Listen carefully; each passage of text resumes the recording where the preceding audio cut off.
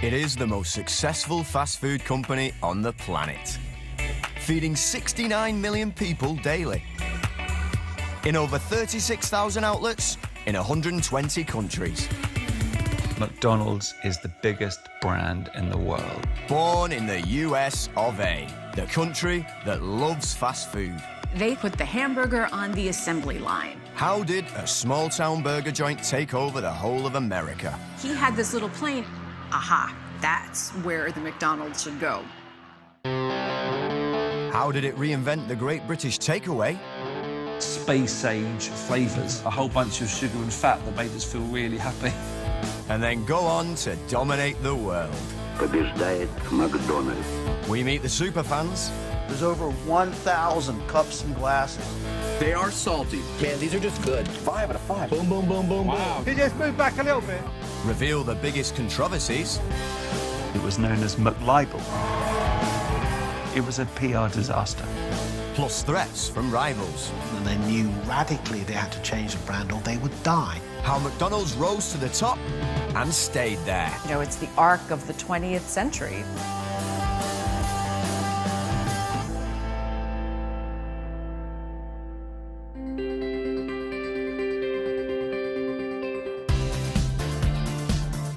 ...2018, the Big Mac's 50th birthday. Instantly recognizable on every continent. Such a part of everyday life that economists use it to measure the strength of currencies around the globe. Hello, this is another Whitfield Food Review. These guys, international food vloggers, get thousands of online hits. Right. Pop that lid. And there's nothing they love reviewing more than this. The iconic McDonald's Big Mac. Partial to a cheeky Big Mac yourself? Thank Jim Delegati, a McDonald's franchisee from Pittsburgh. Ooh, I like when it's covered in grease on the outside of the box. Yeah, you know what you're getting yourself into. Jim's recipe, 2 beef patties. Sweet, we got some good pickles, looks like some lettuce, that mac sauce. Add Big Mac sauce and a sesame seed bun. That's pretty big. Then cheese, lettuce, onions, and pickles on top. The mac sauce is what does it for me, I think. It was added to the menu in 1968. Like literally buns were just like slip sliding off. And was a hit from the word go. Big Mac, overall thumbs up? Thumbs up. Thumbs up. In the US alone, over 500 million Big Macs are sold every year. Roughly 17 a second. So how did this iconic burger become such a dominant brand in all our lives? Rewind to 1939, as America's emerging from depression. Business is booming, especially in the motor industry. America was falling in love with the car, and all over the emerging roadways of the United States, people were building restaurants to service new travelers. People had never had cars before. They'd never had to stop for food on casual road trips. For 2 brothers from New Hampshire, those hungry drivers represent a business opportunity. The McDonald's brothers had come to Southern California. They didn't make it in the movie business, so they started a hand. And then from there, they evolved into a hamburger restaurant. And where else would Richard and Maurice McDonald put a burger joint that targets drivers? Route 66, of course, in San Bernardino, California. People were so in love with their cars, they didn't want to get out of their cars. Drivers had car hops. They were very attractive women in interesting clothing, and they would come out to a car, they would take an order, and then when the food was ready, they would bring the food out. They would set it on a tray and put it on your car. You would eat this, and this was the drive-in business. The first McDonald's opens in 1940. Demand is high, but service is slow. Too many items on the menu, too long a wait in the queue. The brothers know they must do things differently.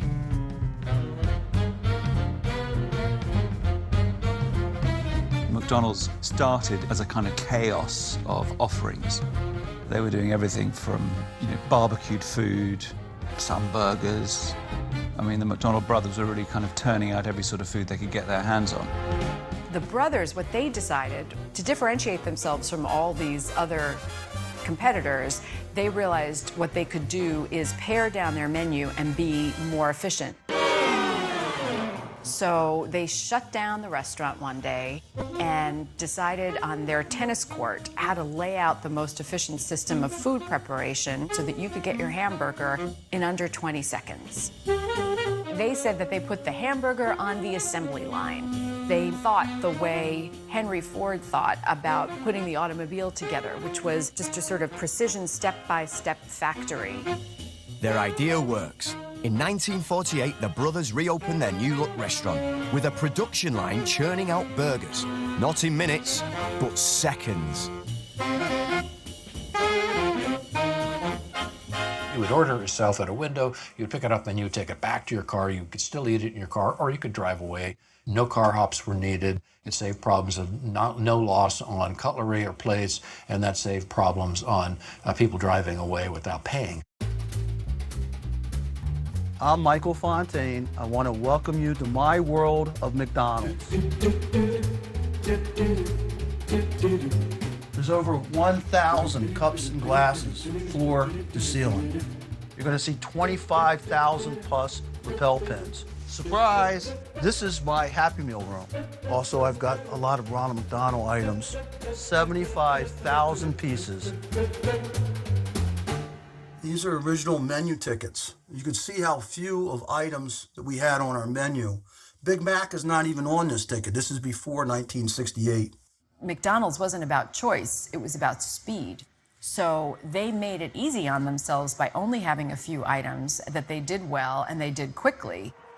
Early McDonald's only had hamburgers, French fries. They sold soda, shakes, and other beverages and a few other products. So that was all that was there. What they invented was this quick serve, this speedy service of food delivery and preparation.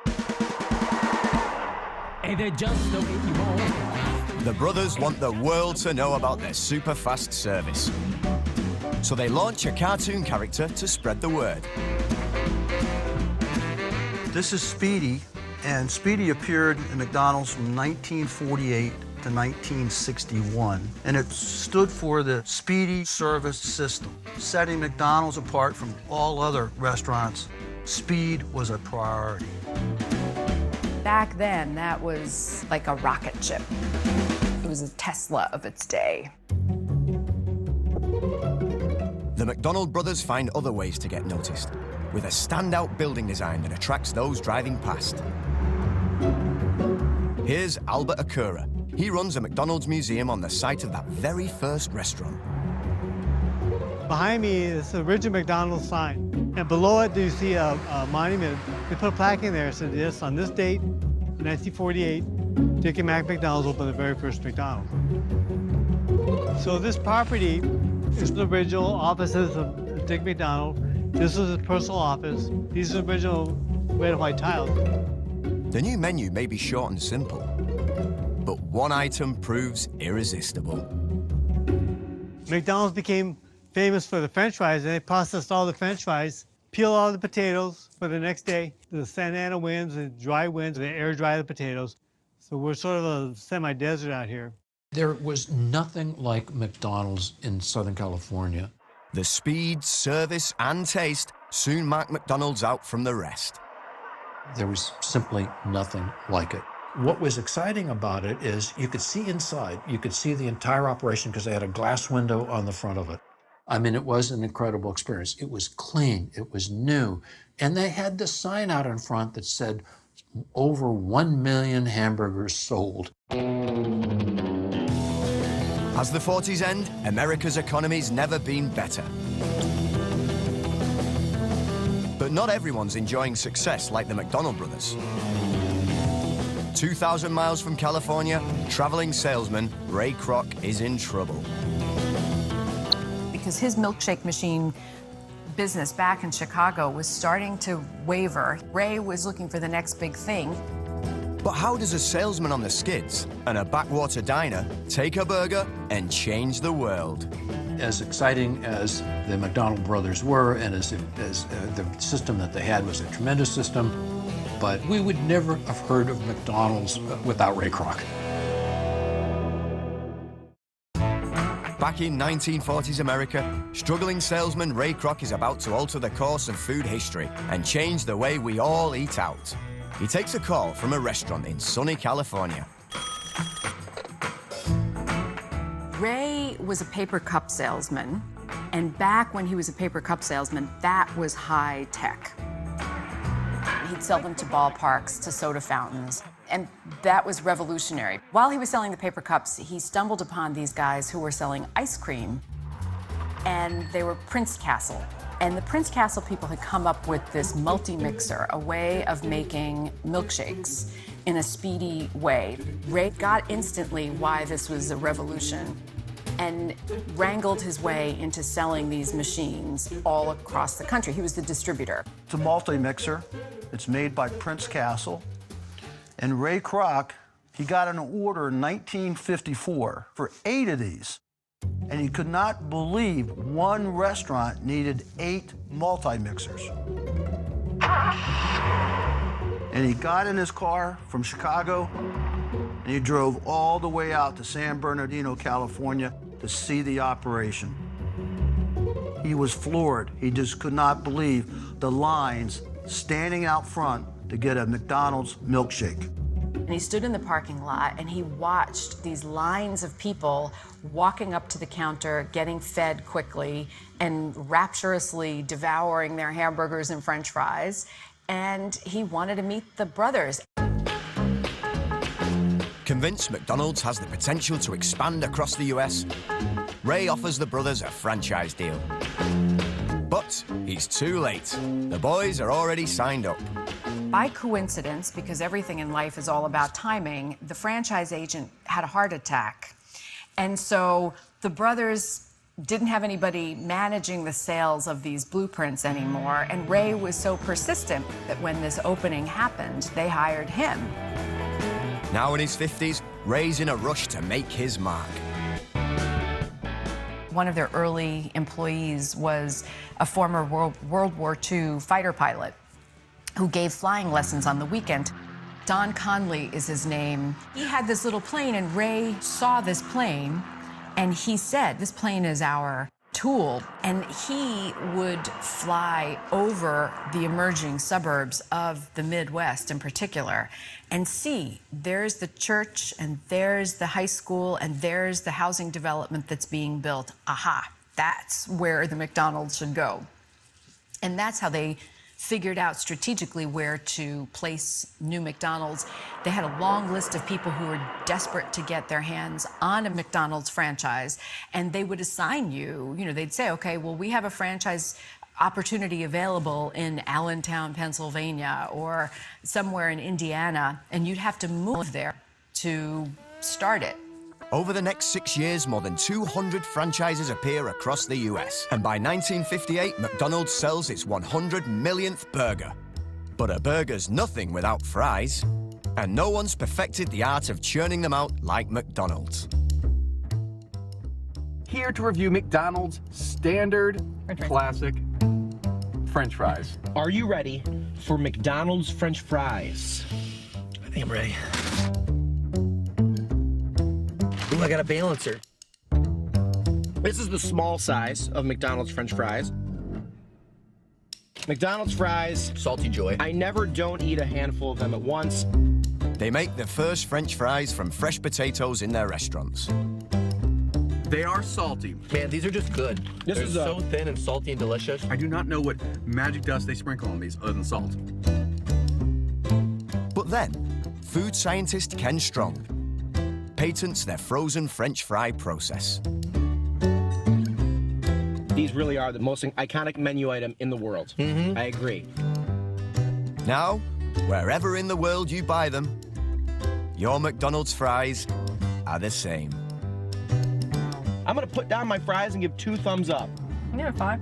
5 out of 5. Put those bad boys up, because I'm going to milk them with 2 more. Boom, boom, boom, boom, boom.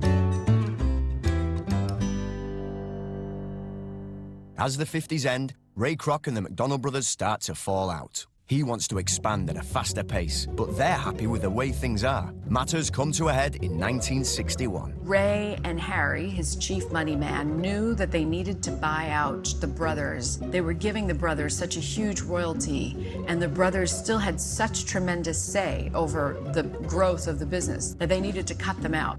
So Ray and Harry went to the brothers and said, "What will it take for you to go away?" And the brothers said, "We want $2.7 million cash." Which doesn't sound like a lot today, but was a fortune in 1961. And they had a really good retirement. They cashed out of a business that had done them just fine and rode off into the sunset. But Ray's going nowhere. Now the undisputed boss, he markets his brand like never before. One of the reasons for the success of McDonald's was they had this unique golden arches that came out of the building and came outside.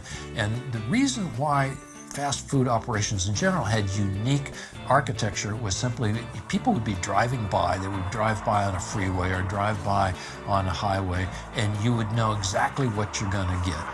In America at that time, when everything was about fast and the original frictionless consumerism, that if you were driving past multiple outlets offering up the same fare of, you know, a good honest burger, what actually subliminally clicked into your mind? There was a hidden persuasion about the McDonald's branding that became something so identifiable it threw out the competition. Ray Kroc is the reason why that model, a small community in Southern California, expanded throughout the United States and then began to expand globally. He hoped that there would be 1,000 McDonald's by the time that he died. In fact, Ray gets his wish much faster. He opens his 1,000th restaurant within just 7 years. Where this 15 cents is, when Ray Kroc decided to change the price of hamburgers, he put a new sign in, and the sign said coast to coast, because by that time, McDonald's was all the way across the United States, from the Atlantic to the Pacific. You're talking middle 60s. This is a one of a kind. I don't know another one of them in the world. When they tore down the McDonald's, the first one that I worked at, I took this sign with me, and it was actually, I stored it underneath my bed in a half a dozen houses that I lived in until I could finally give it this resting place. When I had the house built, I had it made for this sign. By 1962, the Golden Arches form part of their logo. A year later, a new character spreads the word. A bit creepy? Maybe. Effective? Definitely. Ronald McDonald all of a sudden became a very popular figure, particularly for kids. Ironically, what people may not know is that Ronald McDonald was so successful at representing McDonald's, he ate so many McDonald's that he became too fat. He became obese. McDonald's sacked him for being overweight. Replacement Ronalds continue to boost sales. They help make Ray Kroc a very rich man. In the mid-70s, he steps down. But the McDonald's expansion story is still only beginning. They've conquered America, now it's Britain's turn. This is a prized piece of my McDonald's collection. It's a 3,000 McDonald's opening in London, England. It was in Woolwich on November 13th, 1974. And inside here is articles all around the world of McDonald's celebrating this 3,000 restaurant opening. It's quite hard these days to imagine the bleak food scene that existed in the United Kingdom post-war. You have to conjure up a scene where post-rationing, people were very used to getting by with very, very little. And it really was a bleak, grey scene. There was very little choice. Eating out was seen as something that was pretty rare.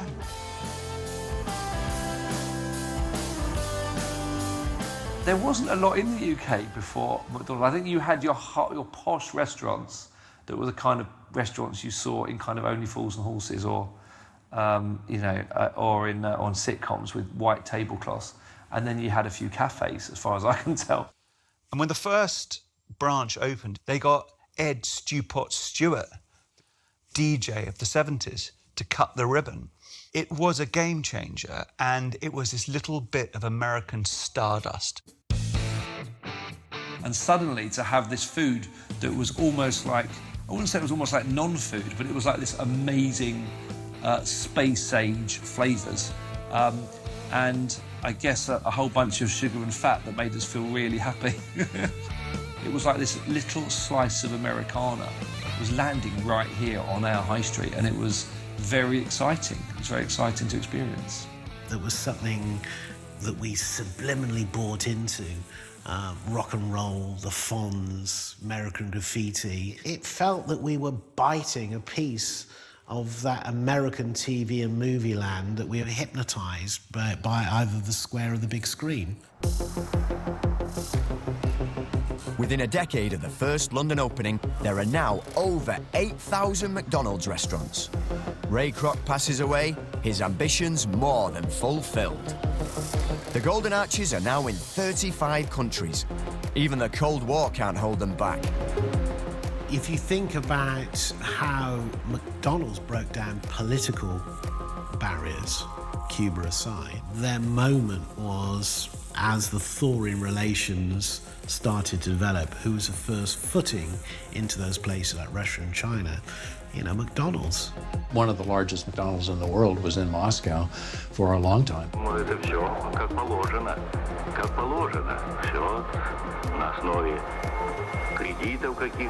Brand is obviously key to McDonald's, and that is ultimately the asset that they have. It's a bit like Coca-Cola.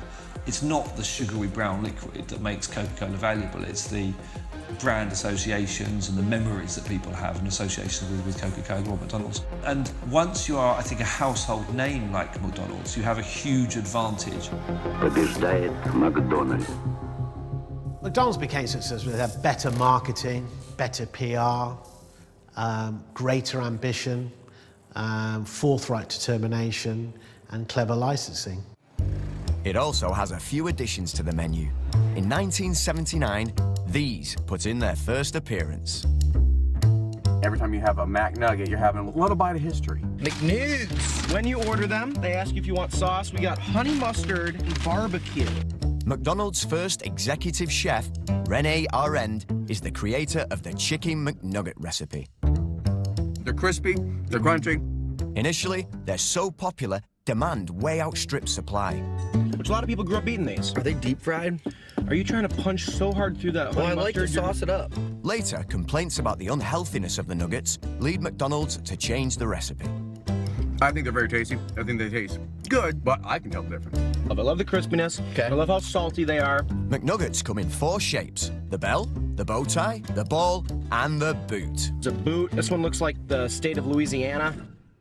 Thumbs up. Still a thumbs up. Let's go thumbs up. It's mid-90s Britain, and now there's a McDonald's on virtually every high street. I grew up in a posh part of North London called Hampstead, and for years McDonald's had been trying to open up a franchise in this leafy green suburb. But McDonald's agreed to make some concessions. In order to win round the local community, they held a competition amongst us local school children, with the winner getting to cut the ribbon on the opening day.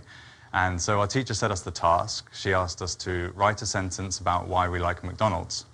And I wrote, I like McDonald's because there's a wide variety of food, and my pal Ronald thinks so too. McDonald's PR machine was just overjoyed that they could offer me, a 7-year-old pescatarian, a fillet of fish burger for the banks of cameras and journalists who attended the opening ceremony. It was a great moment to be a part of. Back in the day, I'm sure I felt fantastic, but I look at it with a tinge of regret now. Regret, because the one-time McDonald's poster boy would grow up to become one of their deadliest enemies. And a lot of them were on the horizon. Things were about to get rough for the world's biggest burger chain. It's the 1990s, and McDonald's bid for world domination continues as over 1,000 new restaurants open a year worldwide. Things couldn't be better, but then things have a habit of changing. The 1970s and the 1980s were a time of glorious growth for McDonald's, and I suppose it was mainly fueled by its very simple popularity. But once McDonald's crept into the 1990s, the brand started to come under attack from all sides. McDonald's attracted a lot more criticism, and that became, to a certain extent, the end of what had been, particularly in its early days, a bit of a fairy tale. The anti-capitalist movement lines up McDonald's as target #1, and protests grow across the globe.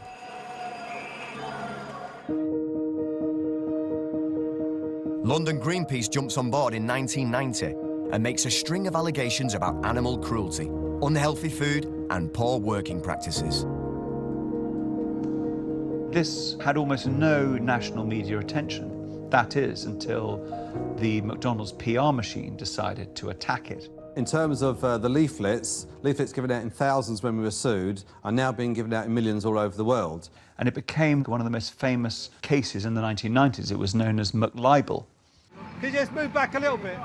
The two activists decided to defend themselves, and they were up against a war machine of lawyers.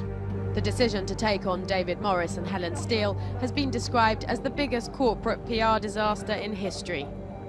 Appropriate then that two people who would probably never go inside a McDonald's hold their press conference outside the fast food chain. They say the resistance will continue. McDonald's used the weight and force of their corporate might to crush these people. And as soon as you step into a court for a brand, you begin to lose a battle, because it then draws out the argument of the opposing side and the tactics you've used to crush these people as an example of your power, your paranoia, and perhaps there's smoke. Actually, there is some fire. McDonald's won the case, but they lost the PR battle. The big story was of this corporate beast against the idea of freedom of speech. It was a PR disaster. Soon afterwards, another blow. Campaign group People for the Ethical Treatment of Animals, known as PETA, begin highlighting the methods used to slaughter chickens. And guess who's a senior director at PETA? Ben Williamson. Yes, the same guy who, as a 7-year-old, helped McDonald's open one of their restaurants in London. PETA's McCruelty campaign began in 1999 in earnest to try to inform the public about the rampant abuse of animals in the fast food industry. And it spawned hundreds of protests outside McDonald's restaurants around the world. The campaign gathers pace. And finally, McDonald's promised to introduce higher welfare standards for chickens. Still not enough for Ben. McDonald's have said that they're only going to bring these in by 2024, which is at the moment 6 years away, and it will only apply to 70% of their chicken suppliers. And they still carry on slaughtering millions of birds in horrific ways. 2004, and more bad publicity for McDonald's. This time, it's Hollywood weighing in. The supersized documentary, in which I not only appeared, but I helped inspire it, for the first time, I think, dramatically showed just how dangerous fast food was. Because the guy in it, Morgan Spurlock, ate nothing but McDonald's food for 30 days. And his cholesterol, his blood pressure, many of the other medical indicators went off the roof. His doctors were begging him to quit. The movie's a surprise box office hit. Made on a shoestring budget, it takes in over $20 million and changes the debate around fast food in America and Britain. The thing that most appealed to the British public, the thing that propelled it into this machine of growth, the idea of quick, cheap, family food, is also the thing that opens it up to the charge of being responsible for the obesity epidemic in this country. It's much worse in the United States than it is so far in most of Europe. And so if you're in Europe and you want to see what you're likely to look like in 10 years, look across the Atlantic. I love Big Macs. From a PR point of view, Supersize Me was a turning point for McDonald's. It made influencers at the time think that if we were going to sustain our life just purely at McDonald's, look at the disaster to my health. And that caught fire. And that was incredibly difficult to contain, because if you're going to consume McDonald's over a period of time on that scale, you're going to die. That's not good for a brand. McDonald's claim the film has no impact, but strangely enough, things soon start changing. McDonald's banned supersizing only because they were embarrassed because of the movie. And that is only the beginning of what they should be doing. A year after the movie's release, McDonald's introduced salads. They now sit on the burger-heavy menu, alongside veggie wraps, smoothies, fruit, and the original beef alternative. The fillet of fish. Oh, wow. The fillet of fish was invented in 1962 by franchisee Lou Green in Ohio. It's made with wild-caught Alaskan pollock. The sandwich was the first non-hamburger item rolled out across the company by Ray Kroc. It's kind of dry. It was released to help sales in Catholic areas, where customers abstain from eating meat on Fridays. This was a staple of my Lent experience. Growing up as a Catholic? Oh, yeah, dude. This was always something that I had on Fridays during Lent. Ingredients: a fried breaded fish fillet, Looks flaky. It looks like it could be fish. a steamed bun, It is a fluffy bun. tartar sauce, McDonald's made me like tartar sauce. That's an impressive feat. and American cheese. Fish with cheese. That's odd, right? Where does this fall in your rank of things, though, on the menu? Like, do you still go beef sandwiches? Oh, yeah, this is still dead last. Yeah. With all the bad publicity surrounding burgers, some consider the fillet a better alternative. But is it? I ask my law students, who are about the brightest in this country, to look at 3 different items, and I ask them to choose which is healthiest. Filet of fish, which people think is healthy, or chicken McNuggets, or the bacon cheeseburger. Which is the healthiest? Almost always, my bright students say fish. Chicken McNuggets, usually in the middle.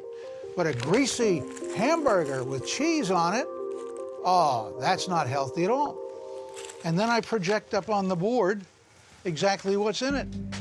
If you look at the fish, 470 calories, 26 grams of fat. You look at the cheeseburger, it's got 14 grams of fat, about half what you get in the fish. Here's the problem. McDonald's knows that most people think this way.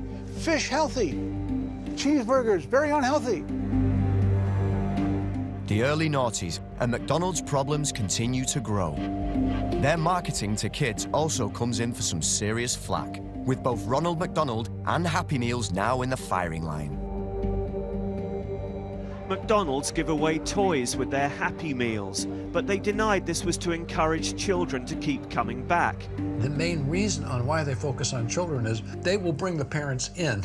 And so the parents will come in and order food in addition to the children. So consequently, it's a double win for them. Obviously, one of the things that McDonald's have been most successful at is targeting children, using a clown in order to appeal to a kid's imagination, advertising that clown to them at tea time.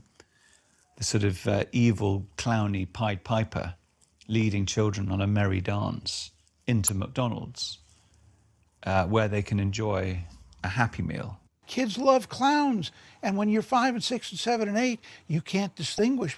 And a non-commercial, and here's this nice clown telling you, go eat all this food.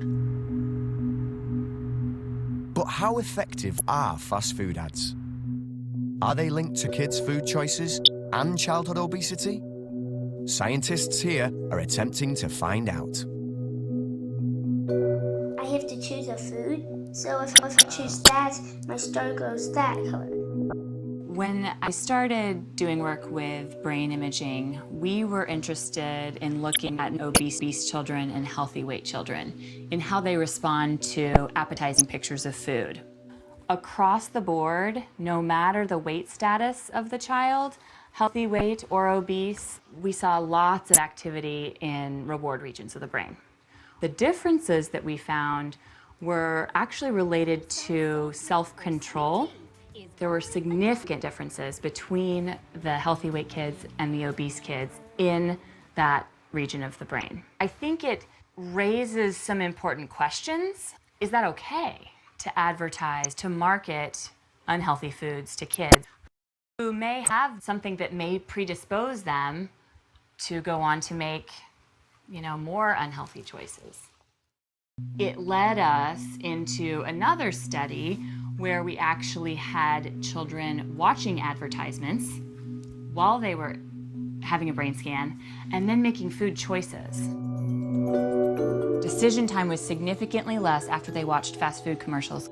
The choices that they were making became more focused on taste and less focused on healthiness. Fast food advertising, fast food commercials make an impact. They change kids' behavior. 50 years after the first Big Mac, can McDonald's ride out such attention and criticism? And as new rivals emerge, what are its chances of survival?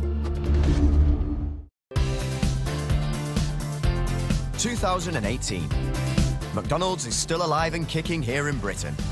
Despite a quarter of a century of protests and media attack, it remains the world's biggest fast food chain. How's it managed that? What McDonald's did was to listen, and they knew radically they had to change the brand or they would die very quickly. McDonald's response to that was to say, oh goodness, we better put loads of salads on the menu. We better create a McCafe concept of what we do. We better make sure we move significantly to health food. And what McDonald's did, which is quite extraordinarily clever, is they took that stick that they were being beaten with and they turned it into a standard-bearing flag. So they said, we don't use cage birds. Our meat is 100% British. Our salads are good for you. And it was a very, very clever move. The world's most famous menu. Tomorrow there are changes, billed as more important than any in the chain's UK history. Salads, yogurts, grilled chicken sandwiches. There's also corn and whole fruit.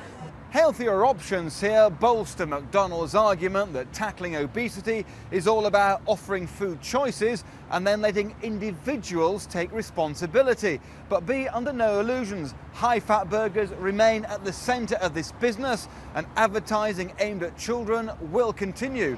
In the last couple of years, the crowded fast food market has suffered, but McDonald's just keeps on bouncing back. In their biggest market, the US, their same-store sales reveal a 2.9% rise, whilst many others in the restaurant trade report a decline.